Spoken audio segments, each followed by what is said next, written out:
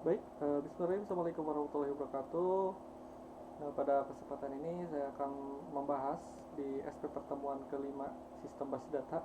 Kita akan membahas tentang distribusi database dan client server. Nah, konsep awal ini pengembangan dari sebuah teknologi. Ini ada yang disebut dengan teknologi database dan teknologi jaringan.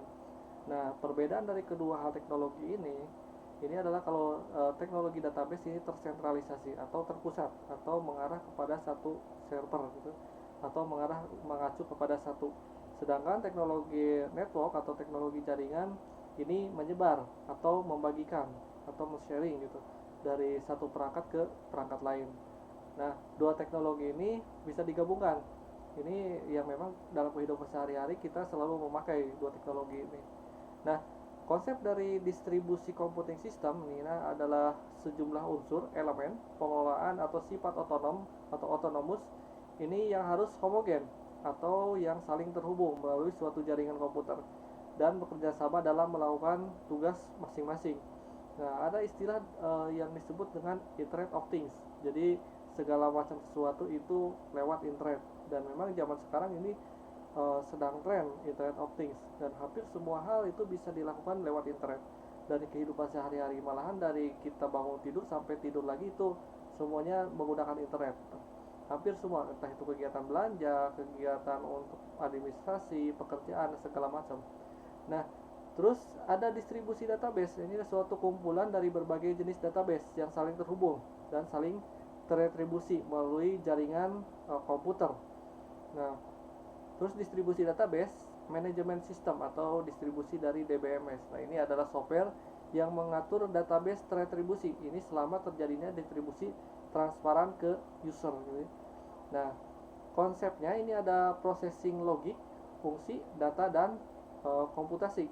Nah, ini kalau processing logik ada inventory, terus ada personel dan ada sales. Sedangkan fungsi ada printing, ada email. Ini terus data dan komputasi. Nah, dari sebuah program database yang tersentralisasi, contoh di dalam satu situs itu memiliki satu database. Database ini diakses oleh beberapa program atau beberapa aplikasi. Nah, ini mengaksesnya tersentralisasi atau terpusat kepada satu database. Nah, database yang tadi satu database ini yang memang kalau bisa disebut sebagai standalone atau di dalam satu bagian belum diteretribusi atau belum terkoneksi ke internet, maka database situs ini bisa dikomunikasikan lewat jaringan internet. Akhirnya antara situs 1, situs 2, situs 4 ini bisa saling saling terhubung, dan saling membagi sumber daya ya di sini. Nah, ini adalah network arsitektur untuk sentralisasi database. Jadi satu database ini bisa saling sharing di sana. Nah, database ini masing-masing situs itu mempunyai database ya. Nah, ada beberapa jenis tipe database teretribusi. Ini terdapat dua tipe teretribusi. Ada yang disebut dengan homogen dan heterogen. Nah, ini kalau homogen yaitu sistem database ini di setiap tempat menjalankan tipe DBMS yang sama atau database management system yang sama. Sedang heterogen ini adalah suatu sistem di mana setiap tempat yang berbeda menjalankan DBMS yang berbeda, baik dalam relasional database atau non relasional database. Nah, ini gambaran basis data yang heterogen dan homogen. Nah, ini contohnya basis data yang heterogen. Nah, DBMS 1, DBMS 2, DBMS 3 ini bisa terhubung lewat gerbang atau gateway gitu ya. Mungkin DBMS 1 itu menggunakan DBMS apa gitu, 2 apa, 3 apa, saling berbeda dan memang tidak bisa saling terhubung, tapi bisa dihubungkan lewat gateway atau bisa saling terkoneksi lewat gateway atau lewat gerbang. Nah, arsitektur basis data teretribusi ini terdapat tiga pendekatan alternatif. Ini membagi fungsi proses DBMS yang berbeda. Dua arsitektur alternatif DBMS ini teretribusi adalah client server dan kolaborasi server gitu ya. Nah, ada istilah dari client server, mungkin sudah tidak asing lagi yang namanya client server. Yang namanya client itu yang diberikan pelayanan, sedangkan server itu yang memberikan pelayanan gitu ya. Nah, sistem client server ini mempunyai satu atau lebih proses klien atau lebih dari proses server gitu ya. Dan sebuah proses klien ini dapat mengirim query ke sembarang proses server. Seperti pada gambar nanti 7.2. Ini klien bertanggung jawab pada antarmuka untuk user. Jadi komunikasi kepada user atau pengguna. Nah, sedangkan server ini mengatur data, mengeksekusi, mentransaksi sehingga suatu proses ke klien ini berjalan dengan sebuah personal komputer atau mengirim query ke sebuah server berjalan dengan pada mainframe gitu atau pada pengaturan atau pada frame-nya. Nah, contohnya ini klien query ini klien ini bisa mengakses beberapa server, membagi beberapa data atau mengakses beberapa data yang sama lewat query pencarian yang salah satu gitu, query contoh query apa gitu ya. Nah, ini bisa pengaksesan arsitekturnya. Nah, terus ada lagi kolaborasi server. Nah, ini kolaborasi server ini ada pada sistem ini. Sistem terdapat sekumpulan server atau basis data yang menjalankan transaksi data lokal yang bekerja sama mengeksekusi transaksi pada beberapa server atau lebih dari satu server. Nah, ini lebih dari bukan antara klien dan server, tapi lebih kepada server per server. Jadi antara satu server ke server lain itu saling terretribusi, saling mendukung, saling melengkapi di sana. Nah, distribusi database ini adalah suatu database yang penyimpanannya tidak ditaruh pada isi PC umum, tapi kebanyakan distribusi database diletakkan pada induk atau server, lalu kemudian komputer lain ini yang terkoneksi pada server ini dapat saling memanfaatkan database-nya gitu ya. Nah, database management system atau sistem terretribusi ini adalah sebuah sistem yang menyusun, mengatur suatu cara atau proses agar database dapat terretribusi dengan benar, tepat sasaran gitu. Nah, ada beberapa pengenalan sistem basis data terretribusi. Ada beberapa karakteristik apabila database itu disebut sebagai database terretribusi. Yang pertama, kumpulan data yang digunakan ini bersama secara logik tersebar pada sejumlah komputer yang berbeda. Tidak dalam satu komputer, entah itu atau mungkin juga dalam perangkat yang berbeda. Terus komputer yang dihubungkan ini menggunakan jaringan komunikasi, bisa internet, bisa wifi, bisa wireless, bluetooth dan segala macam. Terus mungkin yang kalau beda-beda ya, ada kalau yang internet itu lebih kepada jaringan yang lebih luas, yang paling dekat itu yang kecil itu ada NFC gitu, dari mulai yang paling tinggi atau yang paling jangkauan paling luas sampai yang paling harus dekat sekali. Nah, itu sama saja atau database terdistribusi di sana. Nah, data pada masing-masing situs ini dapat mengambil aplikasi lokal secara otonom. Nah, ini dapat data pada masing-masing situs ini di bawah kendali satu DBMS, diatur oleh Database Management System. Nah, masing-masing DBMS ini berpartisipasi dalam sedikitnya satu aplikasi global. Nah, sistem basis data ini adalah gabungan dari DBMS dan basis data tentunya. Nah, kembali pada pernyataan sebelumnya, ini kombinasi antara kerja yang dilakukan oleh DBMS dalam melakukan manajemen basis data ini dikenal dengan nama sistem basis data. Jadi pada dasarnya suatu sistem basis data ini tidak berguna apabila tidak diikuti dengan DBMS. Jadi harus ada pengaturnya, harus ada manajemennya di sana. Nah, ada beberapa keuntungan ketika sebuah sistem basis data ini terretribusi atau saling terhubung. Ini keuntungannya yang pertama, ini pengelolaan data yang terretribusi bisa dilakukan secara transparan, bisa diketahui oleh semua orang. Jadi tidak ada ketertutupan di sana. Nah, terus yang kedua, ini pengembangan pada sistem basis data ini mudah dikembangkan. Jadi apabila ada penambahan data, penambahan program atau perubahan program, ini akan mudah pengembangannya sesuai dengan kebutuhan perusahaan atau kebutuhan user di sana. Nah, terus kinerja dari sistem basis data ini menjadi lebih meningkat kinerjanya. Jadi sebuah basis data yang lama dengan yang baru atau yang tradisional dengan yang terkomputerisasi itu bisa lebih meningkat. Nah, terus berkaitan erat dengan kinerja dari keseluruhan perusahaan. Nah, perbedaannya ketika kita meminta sebuah informasi lewat surat itu akan lebih lama ketimbang lewat handphone, lewat data, lewat messaging atau lewat chat atau lewat internet, itu akan lebih lebih cepat gitu ya. Bayangkan kalau seandainya tidak ada sistem, mungkin kita tidak bisa menelepon pada hari H atau pada saat ini ke negara tetangga gitu atau ke negara yang memang lebih jauh gitu.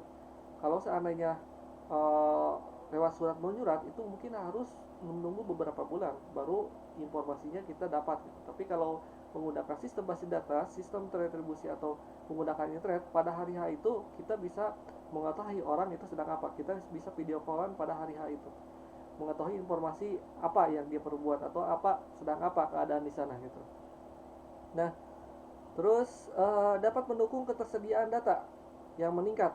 Tuh, ini lebih cepat, lebih akurat juga. Mudah untuk digunakan oleh usernya karena memang disesuaikan dengan kebutuhan user. Terus pengaksesan data dari database ini menjadi lebih mudah dilakukan karena bisa dilakukan di mana saja. Terus mengacu pada struktur organisasi ini disesuaikan, kebutuhan organisasi disesuaikan. Jadi sistem informasi itu menyesuaikan kebutuhan organisasi. Ini meningkat dari berbagai otonomi lokal. Nah, terus meningkatkan kehandalan, informasi kerja juga lebih bagus, lebih cepat, lebih mudah gitu ya.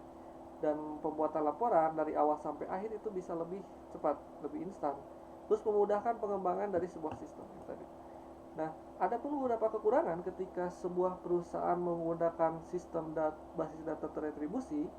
Ini pertama, meskipun mudah dikembangkan, namun demikian biaya pengembangan ini cukup tinggi. Jadi pengembangan entah itu dari alat, dari updating data dan segala macam itu cukup tinggi. Berbeda dengan manual gitu. Tapi itu berbanding lurus dengan keuntungan perusahaan yang didapatkan ketika membuat atau memakai sistem basis data. Terus kapasitas storage ini harus diperbesar apabila datanya semakin kesini semakin besar. Terus terkadang sulit untuk melakukan proteksi terhadap jaringan. Nah, sebenarnya kalau hal ini untuk proteksi jaringan eh, dalam ancaman keamanan data itu sama saja. Kalau seandainya dalam proses basis data teretribusi atau terkomputerisasi dengan yang tradisional itu sebenarnya sama saja.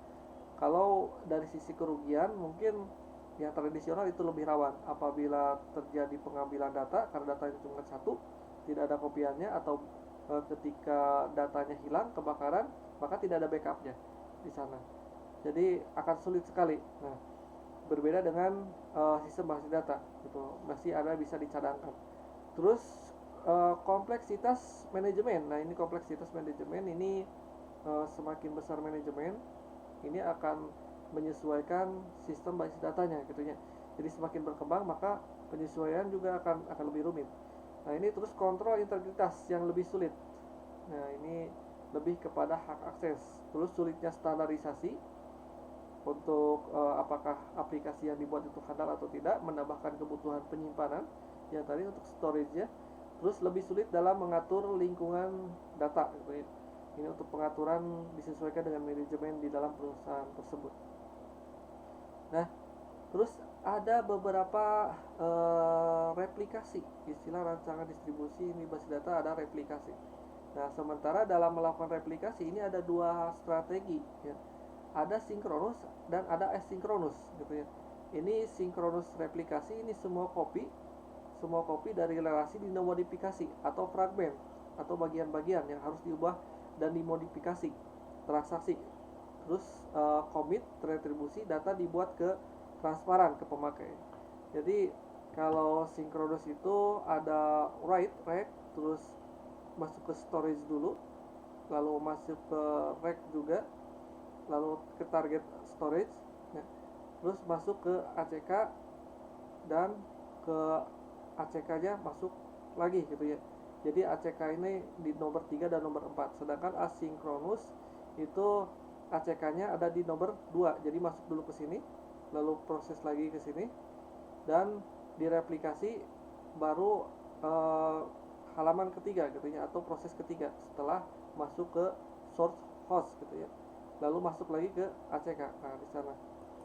Nah, asinkronus ini jadi kopian relasi dimodifikasi hanya diubah secara periodik.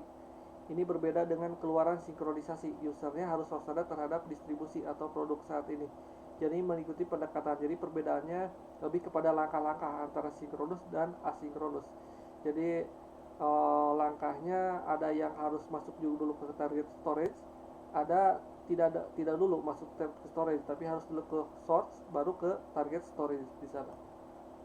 Nah, terus ini apa client server ini tadi sudah dijelaskan. Nah, ini berikut ini adalah ringkasan fungsi dari klien. Nah, ini klien ini mengatur interface, menerima, memeriksa sintak, memproses aplikasi, menggenerate, terus memberikan respon, menyediakan akses sampai kontrol recovery. Nah, klien ini lebih kepada hubungan antara user gitu ya. Bagaimana user itu mudah menggunakan sebuah aplikasi di sana. Sedangkan server ini lebih kepada penerima layanan dari klien yang diminta oleh klien. Terus memeriksa otorisasi, menjamin tidak terjadi pelanggaran terhadap integrity constraint, jadi hak akses, terus melakukan query, pemrosesan update, memindahkan respon ke klien, dan memelihara kamus data. Nah, ada beberapa fungsi dari client server. Pertama, ada fungsi dari service. Nah, ini sistem client server teretribusi. Ini ada beberapa perbedaan karakteristik. Yang pertama ada service, ini hubungan antara proses yang berjalan dengan mesin yang berbeda. Nah, terus pemisahan fungsi ini berdasar pada ide layanan server atau profile klien sebagai konsumen. Ini lebih kepada kadang-kadang sistem operasinya, aplikasinya, browsernya itu kadang berbeda, tapi harus dapat disamakan lewat gate di sana atau lewat gerbang. Nah, terus sharing resource atau sumber daya. Nah, ini server bisa melayani beberapa klien pada waktu yang sama. Ini meregulasi akses bersama atau untuk meng-share sumber daya dan dalam menjamin kekonsistenan. Nah, ini berbeda sekali dengan sistem yang tradisional. Nah, setelah fungsi client server ini kita bisa mengakses secara bersama-sama satu file yang ada, atau kita bisa mengerjakan satu file, satu laporan oleh bersamaan dalam satu waktu yang sama gitu ya. Terus asymmetric protokol ini atau protokol tidak simetris, ada disebut sebagai kardinalitas many to one relationship. Nah, ini antara klien dan server, klien selalu menginisiasi dialog melalui layanan permintaan, dan server ini menunggu secara pasif request. Jadi cuman menunggu gitu apabila diminta saja. Nah, sedangkan ada transparansi lokal. Nah, ini proses dilakukan server ini boleh terletak pada mesin yang sama, pada mesin atau pada mesin yang berbeda melalui sebuah jaringan. Ini local server harus mudah diakses oleh klien gitu ya. Terus ada mix and match, ini perbedaan client server pada platform yang tadi bisa sistem operasi, bisa browser, bisa apapun. Terus pesan berbasis komunikasi, interaksi server dan klien ini mengirim pesan menyertakan permintaan dan jawaban gitu ya, apabila terjadi sebuah error, apabila datanya tidak bisa diakses dan lain-lain ya. Terus pemisahan interface dan implementasinya, ini server dapat bisa di-upgrade tanpa mempengaruhi klien yang sama, atau interface pesan yang diterbitkan tidak berubah. Nah, entah itu dalam client server system atau dalam server aplikasi. Adapun keuntungan ketika jenis arsitektur ini, yang pertama memungkinkan akses basis data yang besar. Ini kenaikan kinerja, dan jika client server diletakkan pada komputer yang berbeda, kemudian CPU berbeda, maka pemrosesan aplikasi secara paralel. Hal ini mempermudah perubahan mesin server jika hanya untuk memproses basis data saja gitu ya. Nah, biaya untuk kader ini dapat dikurangi kalau seandainya di dalam satu atau mungkin standalone di sananya. Terus hanya server yang dapat membutuhkan storage atau kekuatan proses yang cukup untuk menyimpan, mengatur basis data. Nah, terus biaya komunikasi juga berkurang, karena memang tanpa harus koordinasi kita bisa mengetahui pekerjaan itu sudah sampai mana. Aplikasi menyelesaikan bagian operasi pada klien, mengirimkan hanya pada bagian yang dibutuhkan untuk akses data melewati jaringan, dan menghasilkan data yang sedikitnya akan dikirim lewat jaringan. Terus meningkatkan konsistensi, server juga dapat menangani pemeriksaan integrity sehingga batasan perlu didefinisikan atau divalidasi hanya di satu tempat. Ini aplikasi program mengerjakan memeriksa sendiri. Nah, map ke arsitektur atau open system ini sangat alami sesuai ya di sana.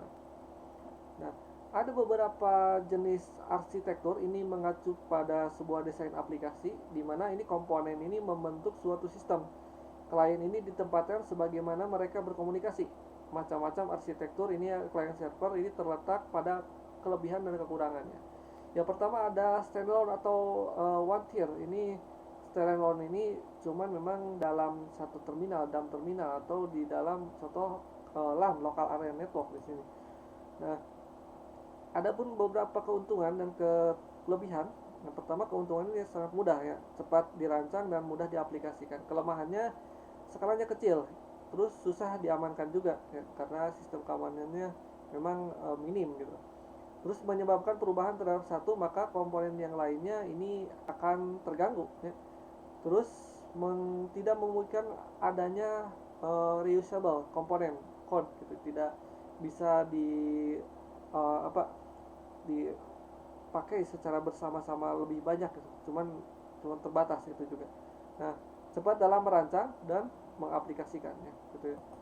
Nah, terus ada tutir. Tutir ini database ini diakses oleh beberapa ya. Ini ada interface, ada manajemen proses, ada database model. Nah, ada pun kelebihan ketika seorang menggunakan sistem arsitektur two-tier, ini database lebih mudah, menangani database server secara khusus, relatif lebih sederhana untuk development ya. Terus lebih cocok juga diterapkan untuk bisnis kecil ya, dan bisa memang dimasukkan ke sistem client server, logika bisnis yang diterapkan dalam database. Terus sistem database-nya manajemen data, keamanan, query, tersimpan dan pengenangan kesalahan ini ada. Nah, adapun kekurangannya, ini koneksinya skalabilitas, jadi tidak terlalu besar sobat. Meskipun tidak terlalu lokal gitu ya. Ini lebih besar dari one tier, tapi skalabilitasnya masih bisa disebut sebagai skalabilitas yang kecil. Nah, koneksi database-nya ini tetap harus dijaga, jadi tidak ada keterbaharuan kode, jadi menyebabkan sistem keamanannya itu tidak terlalu aman gitu ya. Nah, tidak ada tingkatan menengah untuk menangani keamanan. Nah, ini sistem keamanannya tidak terlalu rumit atau tidak terlalu aman. Nah, transaksi skala kecil, terus susah diamankan juga dan lebih mahal dari yang one tier gitu. Terus ada three tier. Nah, three tier ini merupakan inovasi arsitektur dari client server ya. Ini lebih rumit, lebih lengkap ya. Adapun beberapa kelebihan ketika menggunakan three tier gitu ya. Kalau three tier ini ada aplikasi proses, ada aplikasi server, ada database. Jadi dibagi-bagi beberapa hal. Jadi tidak satu database ini langsung ke klien. Jadi tapi ada aplikasi server dulu. Ini sebagai pengaman di sana. Nah, ini segala sesuatu mengenai database terinisiasi pada sisi server, begitu pula dengan konfigurasinya. Hal ini membuat harganya harus dibayar lebih kecil. Nah, apabila terjadi kesalahan pada satu lapisan, ini tidak menyebabkan lapisan yang lain itu rusak atau terjadi sebuah kesalahan. Terus apabila perubahan pada satu lapisan ini terintegrasi, yang lain ini pada sisi server atau klien ini tidak berpengaruh. Skalanya ini cukup besar juga ya, jadi cocok untuk perusahaan yang skala besar. Terus keamanannya di belakangnya terdapat firewall karena ada aplikasi server di sana. Terus transfer informasi ke web dan web server ini lebih optimal juga. Komunikasi antar sistem tidak harus berdasarkan pada internet dan menggunakan istilah middleware lebih efisien dalam SQL untuk menangani pengambilan informasi database. Kekurangannya ini lebih susah untuk merancang, lebih susah untuk mengatur dan otomatis akan lebih mahal ya. Terus ini ada multi-tier. Ini multi-tier ini lebih hampir mirip dengan three-tier gitu ya. Cuman bedanya multi-tier ini diperjelas dengan user interface atau data processing. Yang membedakannya arsitektur ini adanya bisnis logis pada database server atau bisnis logik pada bagian data processing. Ya. Adapun kelebihannya menggunakan multi-tier ini logika aplikasinya dipusatkan di middle tier ya. Jadi sehingga mudah dilakukan kontrol terhadap klien server mengakses middle server, jadi ke pusatnya gitu ya. Jadi ada hak akses, ada keamanan yang lebih. Nah, ini dengan menggunakan aplikasi multi-tier, maka database driver DBE atau ODBC ini untuk mengakses database hanya perlu menginstal sekali di middle server, tidak perlu masing-masing klien gitu ya. Cukup klien itu cuma mengakses middle server saja ya.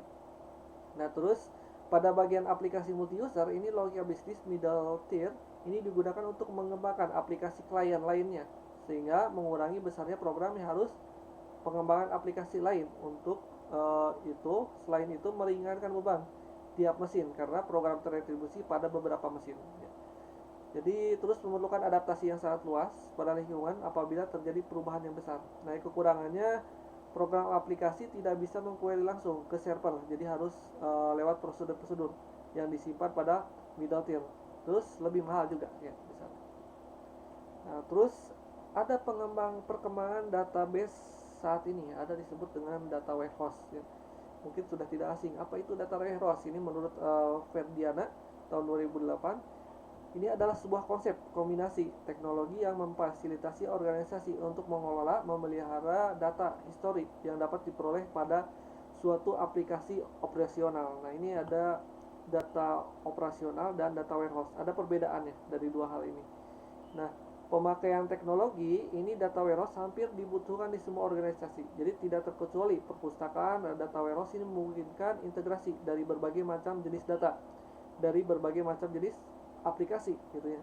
Hal ini menjamin mekanisme akses pada satu pintu manajemen untuk memperoleh informasi dan menganalisa untuk mengambil sebuah keputusan atau laporan. Nah, ada data operasional dan data warehouse. Yang pertama, data operasional ini dirancang berintegrasi hanya pada aplikasi tertentu. Terus data warehouse dirancang berdasarkan pada subjek tertentu atau utama. Data warehouse ini fokus pada desain ya. Sedangkan data operasional ini fokus kepada desain, sedangkan warehouse ini lebih kepada permodelan data atau desain data. Operasional ini berisi rincian detail data, sedangkan data warehouse ini bersisikan histori pemakaian atau untuk proses dianalisis. Nah, relasi antar tabel ini berdasarkan aturan terkini, sedangkan untuk warehouse ini berdasarkan aturan bisnis yang dapat tersaji antara tabel, jadi sudah bisa dicerna langsung di sana. Nah, ini ada beberapa pengenalan data warehouse ya. Silahkan nanti dibaca-baca ya. Terus ada lagi istilah Industri 4.0. Nah, ini Industri 4.0 ada disebut sebagai Big Data, IoT, robotika, Internet Infrastruktur atau Internet Probability. Nah, ini hampir semuanya menggunakan Python ya. Ada Big Data. Apa itu Big Data? Nah, Big Data ini mencakup pada 3 bagian ya. Ada real time, ukuran, dan bentuk data itu sendiri. Nah, Big Data ini bisa masuk ke dalam berdasarkan ada dari data-datanya itu dari mana saja, itu bisa dari web, dari sosial media atau apapun. Terus bisa data spesialis ya, ini masuk ke Big Data. Nah, Big Data ini bisa menghasilkan entah itu lewat data science atau search engine, bisa menghasilkan sesuai dengan kebutuhan user. Bisa juga data dari beberapa web, media, segala macam itu bisa dianalisis dan bisa dijadikan sebagai sebuah mesin learning atau untuk kita mempelajari gitu apa yang akan terjadi di masa depan. Nah, data science ini melakukan proses eksperimen menemukan hal-hal baru pada sebuah big data yang nantinya ini akan bermanfaat. Jadi data science ini ada computer science, matematika, ini beri campuran dan domain knowledge ya. Dari kecampuran 3 hal ini bisa dijadikan sebuah data science, dan data ini tidak terstruktur gitu ya. Nah, data analitik ini mengamati data dan mencari pola data tersebut menunjukkan satu kondisi ya.